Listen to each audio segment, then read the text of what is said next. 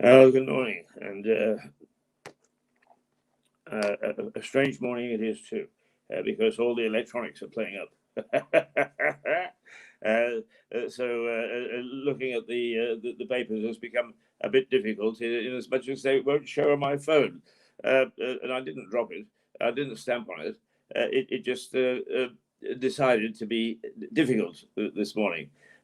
So whether in fact I can review the papers with you, I don't know, but there's enough going on for us to have a chat for half an hour. I well, first of all, let's talk about the weather. As long as we're together, we never mind the weather. Well, we don't have to mind it this morning because it looks as if it's going to be rather a nice day. A little cool. It started off as -1 and is slowly creeping up, and it's going to reach 9, which is a degree less, 1 degree less than yesterday. But nonetheless, it is going to be fairly sunny for a lot of the day. And looking out this morning, there are a few vapor trails in the sky, so we must have jets still flying. A few white whispery clouds creeping across, but it's going to improve as the day goes on, and we are going to get some sunny spells. And the breeze, looking at my famous trees, is they are absolutely motionless this morning, but the breeze will be there will be a soft breeze, just a bit light.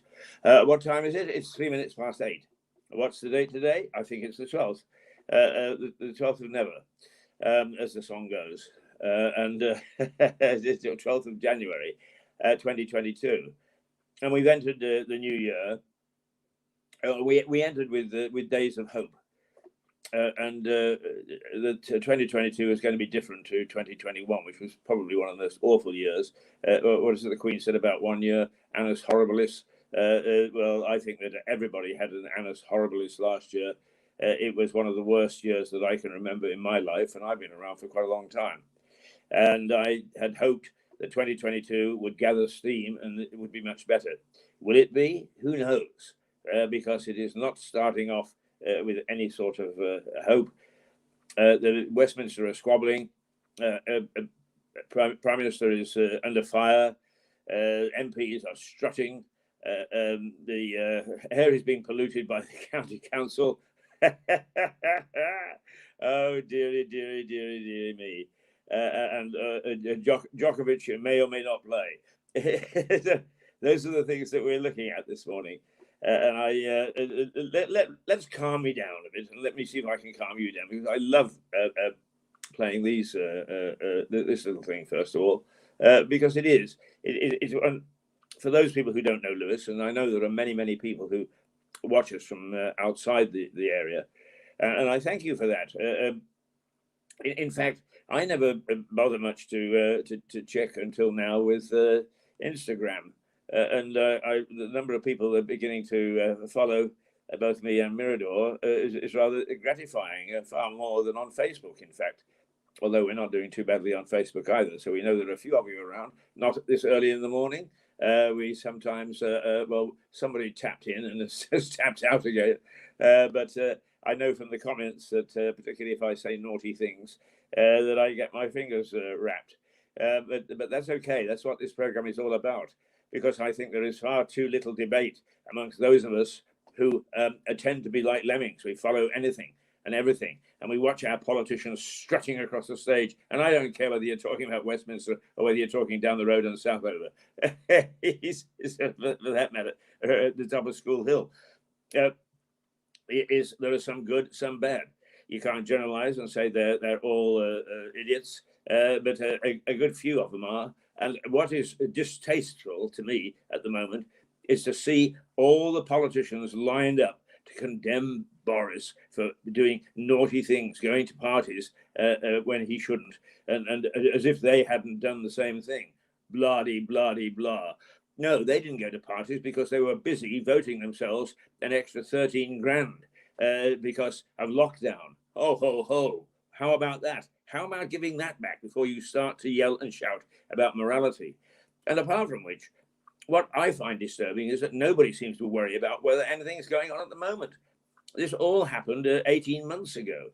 They're getting excited about now a party. Perhaps it shouldn't, but that is reminiscent of the silly woke people, or whatever they're called, who want to pull down statues as if that blots out history. So we have a go at Boris over a party 18 months ago. What were the conditions like there? Can anybody remember? Well, we can all remember that they were pretty dire, and that yes, we'd been asked to socially distance and so on, but there were an awful lot of people amongst our friends and neighbours who were not following that diktat, who are not self-isolating in the way that they should. Yes, the streets were deserted. Yes, there was little traffic on the road. Yes, people were working from home or not working at all. Yes, there was furlough. Yes, there was all sorts of things, all sorts of conditions. But, it was amazing how many people seemed to get a smile on their face, even though the pubs were closed. I find it very difficult to come to grips with the fact that we always want to look back. Okay, you can argue, well, some of these things don't come to light straight away. And absolutely, you're right. They don't. Let's have a look. No, there's nobody there. Nobody at home this morning. But we strut. Yeah, and I say we, because we're just as bad as citizens. All you got to do is to read social media, and some of the things that people get their knickers into a twist about. It just, it's the old arms akimbo. Oh yes, my neighbour. Do you know what she did? She hung out her knickers for everybody to see. Oh, her bloomers. Oh, that Mrs. So and so. Oh, she's so immoral. Yeah. You remember those days? Well, they haven't changed. We still do it. The only thing is that we're not as vocal in leaning over the fence anymore. What we do is we do it on Facebook or social media, where we can't be touched, apparently. And so what you see is the twitterings of these small-minded people who really can't come to grips with the bigger picture. And I'm afraid that a lot of our MPs are that way. What they've really got, and there's somebody on the BBC News this morning, and my God, I'll tell you, if you want to hear the news, don't go to the BBC. They have all sorts of things on in breakfast now, but it's very sparse on what's happening in the world. There's a change for you. The fact of the matter is that we are a nattering society. We can't wait to take a poke at our fellow man. And in small towns such as this one, what you do is you take a poke because we have small town mentality, right? Somebody is doing something terribly wrong on the Ukraine-Russian border, for instance. Do we care? No, we don't. We care whether somebody misplaced a full stop on social media. That's big thinking. That's going to help. Well, I said we were going to actually calm us down, didn't I? Let me calm myself down as well before I get into really full flow.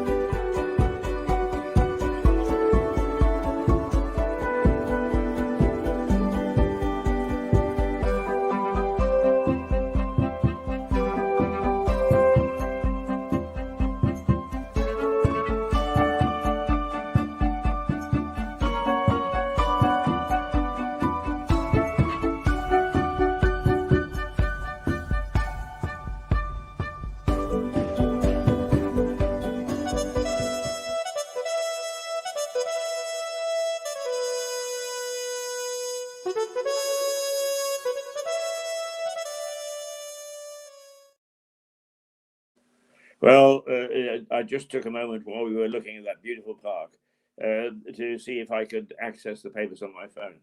God only knows what's happened to it. It did all sorts of strange things over the last 24 hours. It is locking me out totally. Eventually, I managed to go on a second device and find out what on earth was going on in terms of how to access the phone again. But I've only obviously done part of it. And some of it is I just cannot get a picture.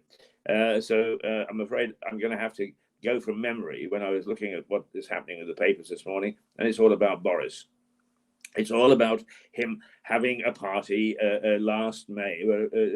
Not last May. Yes, last a year ago, May 2020. Yeah, a year ago, May, 18 months ago, and when the rest of us were being locked down. And the fact of the matter is that we, unfortunately, tend to look back at things and scrabble around. Yeah, it was naughty, and I'm not for one moment condoning what Boris had to say. I very much, what should we say? I understand Boris. He is flamboyant. He tends to be shallow. He's only behaving the way that he always did, and we knew what he was like when he first came. But he was charismatic, and he carried the country. And charisma isn't just the sole thing with the politician. But when I saw some of the people lined up this morning to condemn him, I thought, my God, do I want them as leaders? And the answer is no. What's happened to our leadership? We don't have any anymore. We don't have statesmen. We don't have people who care about the country. They care about the party. And if they don't care about the party, they get into what's called a three-line whip. And a three-line whip is a very good term, because although I don't think that the whips are actually wielded in Parliament still, what it does mean is you are told to do as you are told to do by the party leadership, and if you don't, you can actually go as far as being kicked out of the party. So you have to sit as an independent, and of course a lot of privileges disappear with that. So people come into line. The whole system is wrong. Now, who said that? Who said that? Who said that our present governance is not fit for purpose? And he's the only one that I can find that has said it publicly and loudly, and that was Boris, just before the last election. Okay, so he's kicked his own standards around, but he's right. The system is wrong. It doesn't represent anything. I actually put something on social media the other day, and I got a response from a politician, not a nasty politician by any means, a rather nice bloke actually. But he said, "You get what you vote for." Yeah, but we are more or less channeled to vote for a very limited number of people. Try standing as an independent. There are one or two that have made it. Locally, Ruth O'Keefe did, and our present mayor, Stephen Catlin, is an independent. There are one or two more who are independents, but most of them are tied to a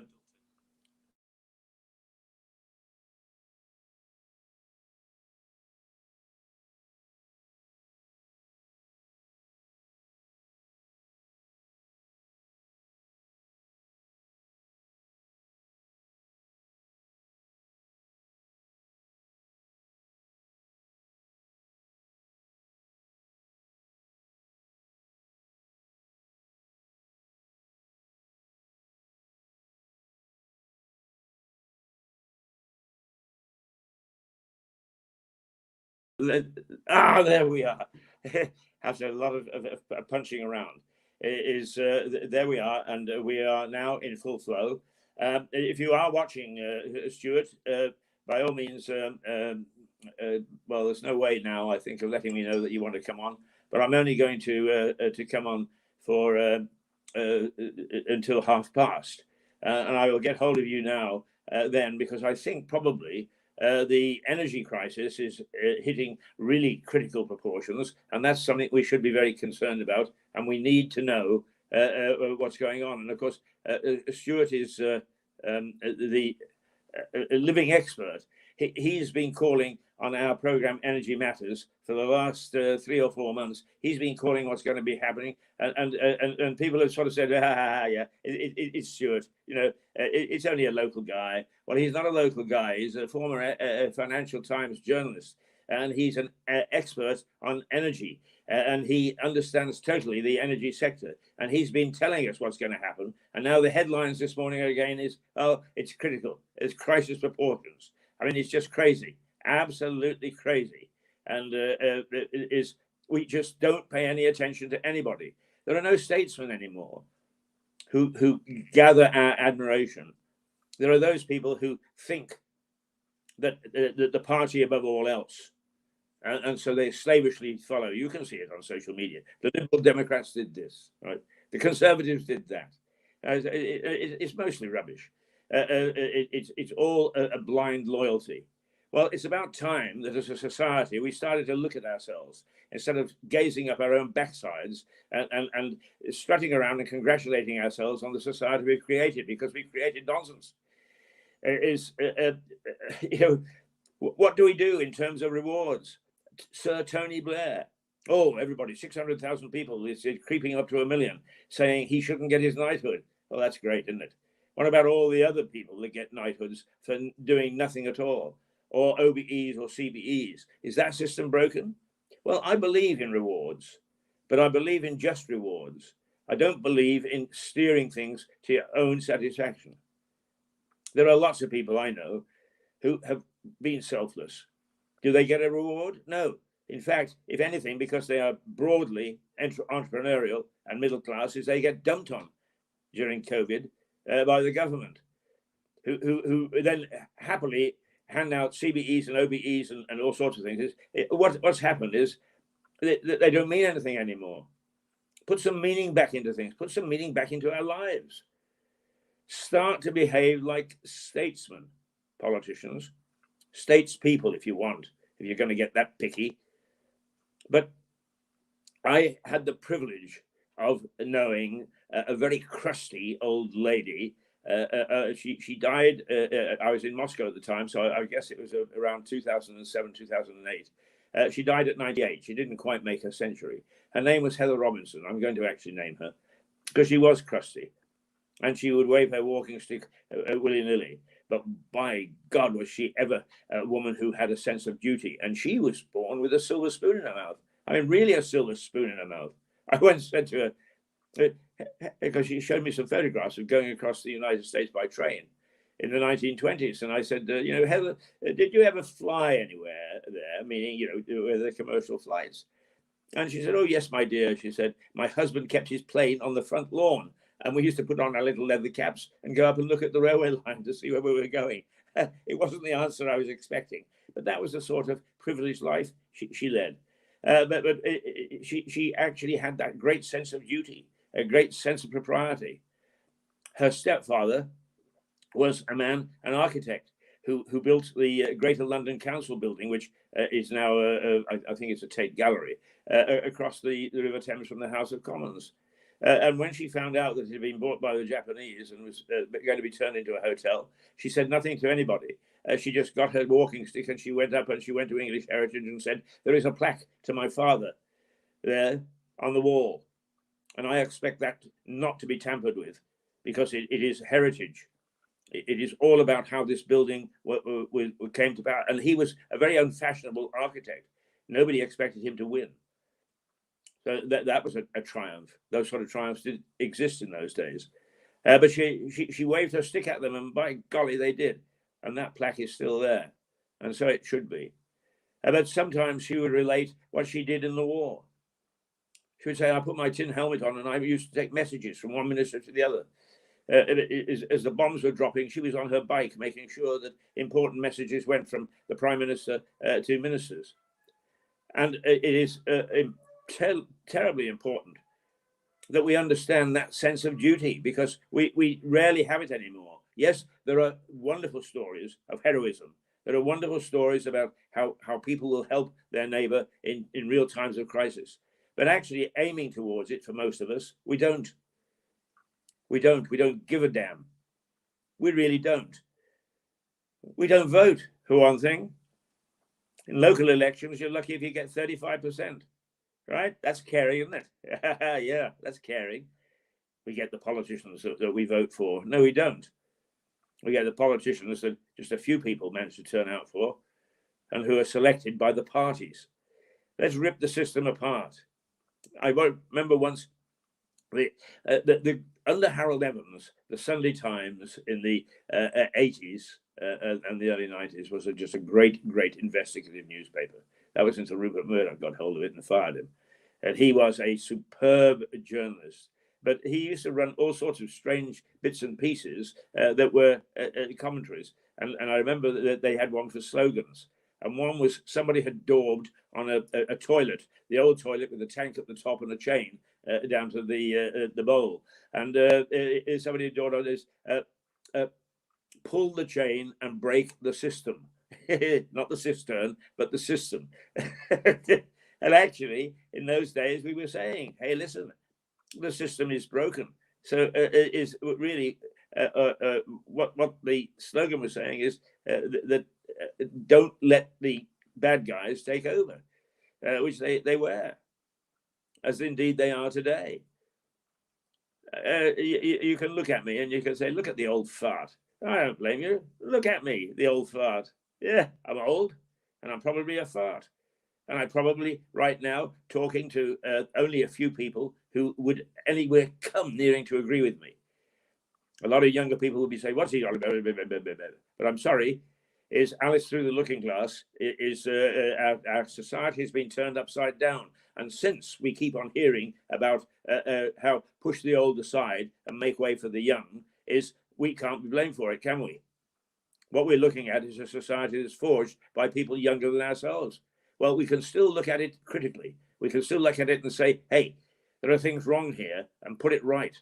And the present lot that we've got out of the 650 people in the House of Commons, there aren't many that are really interested in putting it right. They're only interested in politics as a career and loyalty to the party that got them elected, right or wrong. So when we see these people lined up telling us that Boris is a naughty boy and should resign, should go, oh, how moral they can be, is we have to look at it with a little grain of salt. Who is calling who?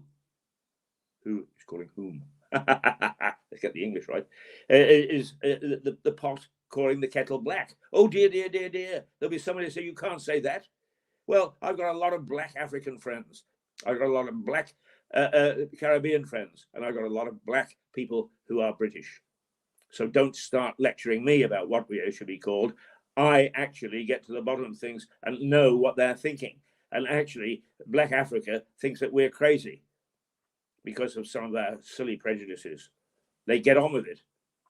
I just recently had an instance where I actually made an appeal on behalf of a Black African lady. Well, my God, people that I know and respect came at me.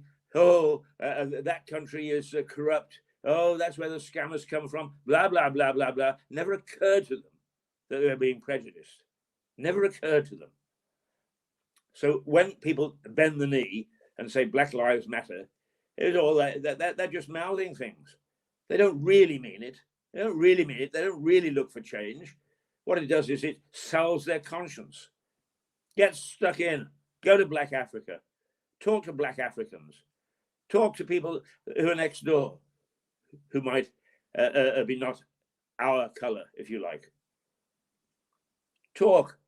I'm as prejudiced as the next man. I've got all sorts of prejudices. I wish I hadn't, but they're there. They're inherent. I fight them. I try not to give in to them, but I do. I do give in to them, and I don't even really mean it, and sometimes I don't even know it.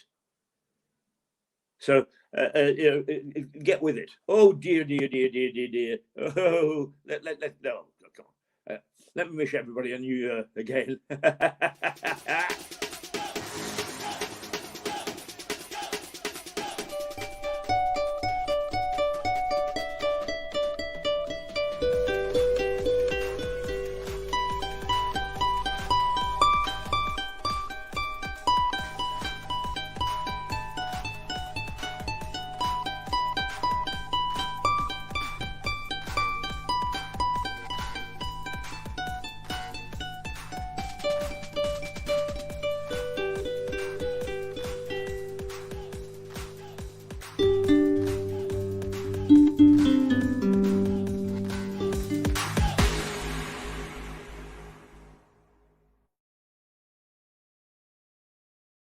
Now, I'm wishing you a happy new year. Those are pictures of the town in which we live, a historic town, and a town which has a proud tradition of democracy. The Battle of Lewes in 1264, where it is universally accepted democracy first saw its first spark when Simon de Montfort defeated King Henry III. and a parliament was formed of some sort, not the parliament we know today, but some sort in Westminster. The St. Thomas of Becket Church, which parts of it are Roman, going back well before the Norman conquest. There's a leper's slit in it, very rare nowadays, where when the bubonic plague was raging through Britain, those people with leprosy were able to take communion about having it pushed through from the altar by the priest without having to go into the church and infect people. Does that ring a bell with viruses? Yeah, right. The fact of the matter is that we are a selfish society, and what we've got is a leadership that we are pushing through, and it's ours. It reflects us. So every time that somebody says Boris did this and Boris did that, let's start taking a look at ourselves. Well, because I can't access the papers this morning, I'm going to cut myself off after half an hour. It's 8:28. What I do know about the headlines this morning is that most of it is about whether Boris will resign, that this is a key day in Westminster. Are we going to see a change of leadership, in which case the country will once again be thrown into turmoil? Because there's no obvious leader amongst the other lot. So we're going to enter a very cloudy period. The weather, it's going to be, it started off at 1 o'clock, -1 this morning, and it's going to climb to 9. It's going to be fairly sunny, scattered cloud, very, very light breeze. And at the moment, there is no breeze at all. And Djokovic still doesn't know whether he's going to play in the Open. Locally, people are getting excited because some diesel-driven motors, which provide either heat or light or whatever to County Hall, are spewing out fumes into the atmosphere. I lived in Pristina for 2.5 years, when you could sit up on the hill where my house was and look down and see that the black smoke lying in a layer over the city. I mean, that's what it was like, because they used a brown coal. And even then, we only had electricity 4 hours on, 4 hours off. Okay, enough lecturing. It's 29 minutes past 8. Thank you for being with me. And I hope that I've stirred enough people to get angry, even if they're yelling at me and say, you're full of SH, you know what, Keith. Then I've achieved something. Let us start thinking instead of reacting. Instead of getting morally outraged, when in fact, if we looked at ourselves, let him who cast the first stone, etc., etc., pot black. That's it. That's what it's all about. All right, hang about, and we'll.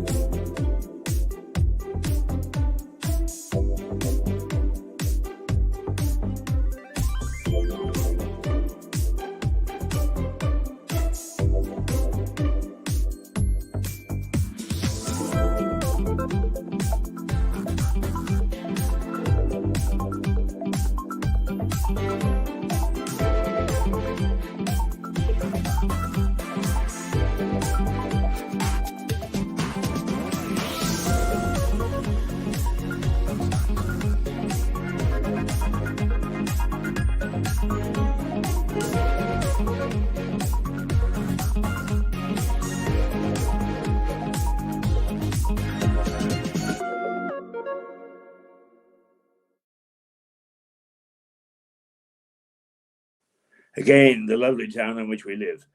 Okay, talk to you tomorrow. Yes, indeed, tomorrow. It is now 8:31. It is about 3 or 4 degrees, climbing to 9. Nice day out there. Get out and enjoy it while it is still cool, but no breeze. Nice to be with you. Toodle pip.